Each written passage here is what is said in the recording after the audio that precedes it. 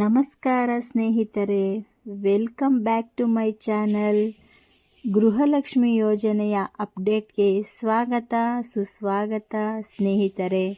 ಕಳೆದ 1 ತಿಂಗಳಿಂದ 16ನೇ ಕಂತಿನ ಹಣ ಯಾವಾಗ ಬರುತ್ತೆ ಅಂತ ವೆಯ್ಟ್ ಮಾಡುತ್ತಲೇ ಇದ್ದೀರಾ. ಈಗ 16ನೇ ಕಂತಿನ ಹಣ ಬಿಡುಗಡೆ ಮಾಡಿದ್ದಾರೆ. ನಿಮ್ಮ ಖಾತೆಗಳಿಗೆ ಜಮಾ ಮಾಡುವುದಷ್ಟೇ ಬಾಕಿ ಸ್ನೇಹಿತರೆ. ಯಾವಾಗ ನಿಮ್ಮ ಖಾತೆಗಳಿಗೆ ಜಮಾ ಆಗುತ್ತೆ ಅಂತ ತಿಳಿಸಿಕೊಡ್ತೀನಿ ಸ್ನೇಹಿತರೆ.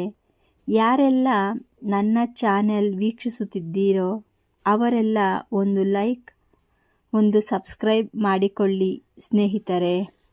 ನೋಡಿ ಸ್ನೇಹಿತರೆ, ಗೃಹಲಕ್ಷ್ಮಿ ಯೋಜನೆಯ 16ನೇ ಕಂತಿನ ಹಣ ಅಂದರೆ ನವೆಂಬರ್ ತಿಂಗಳಿನ ಹಣ ಡಿಸೆಂಬರ್ನಲ್ಲಿ ಬಿಡುಗಡೆಯಾಗಬೇಕಿತ್ತು. ಮತ್ತು ಅನ್ನಭಾಗ್ಯ ಹಣ ಕೂಡ ಇನ್ನೂ ಬಂದಿಲ್ಲ ಸ್ನೇಹಿತರೆ.